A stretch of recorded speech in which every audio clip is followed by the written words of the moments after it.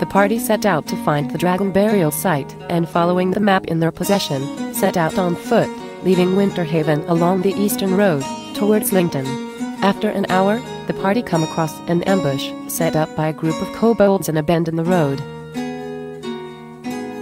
The keen eyes of the monk of Arari pick out the hidden threat, and the party immediately take cover, avoiding javelins thrown at them.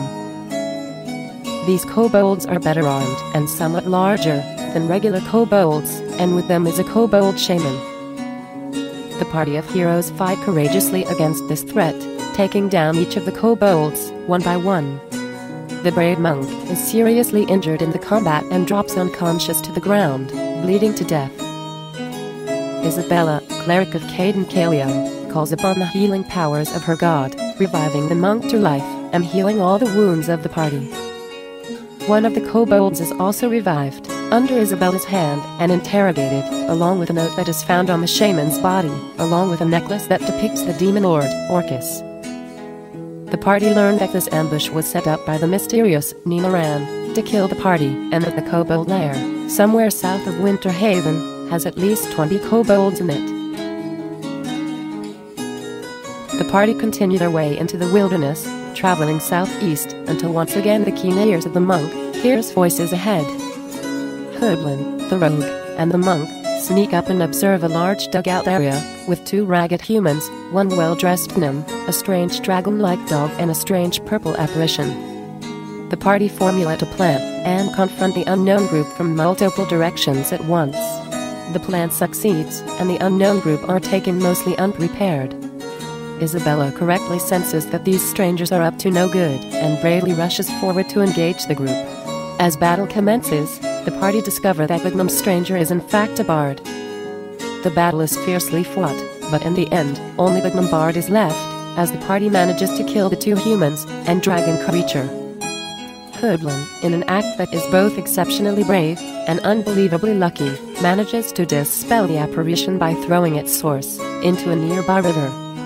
The party capture the surrendering gnome bard, called Agrid, and also locate Duvenstall, tied up in a sack, and free him. The party learned that Agrid was working for Ninaran to locate a special mirror in this burial site.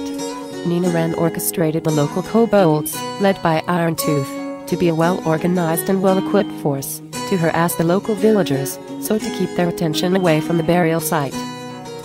Apparently, Ninaran answers to one called Kalarel, that is behind all this, and wants the mirror for an unknown purpose. Duvenstall tells Isabella that he will need his notebook to decipher the scroll she carries, but Irontooth, the leader of the kobold tribe, has taken it to his lair.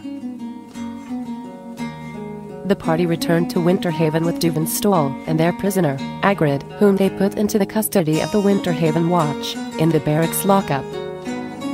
The rest of the day is spent obtaining new supplies and gear. The party approached Lord Padraig, as prearranged, and obtained a map to the possible location of the kobold lair. As evening approaches, the party decide it would be prudent to spend the night, other than in the rooms of the Rafton Inn, and ask Captain Keltham for lodging in the barracks, which he agrees to. The night passes, and when morning comes the prisoner Agrid is discovered dead in his locked cell, a look of terror upon his face. No mark or wound is found upon his body. Captain Keltham gives the monk information regarding the burnt knife he carries, telling him that the emblem comes from a murderous band that operated out of the capital, Ed Armor, about 20 years ago. It is now the early morning of Fire Day, the 26th of Gozran. The party's experience and confidence has grown over the last few days, and with it their abilities and skills have also increased.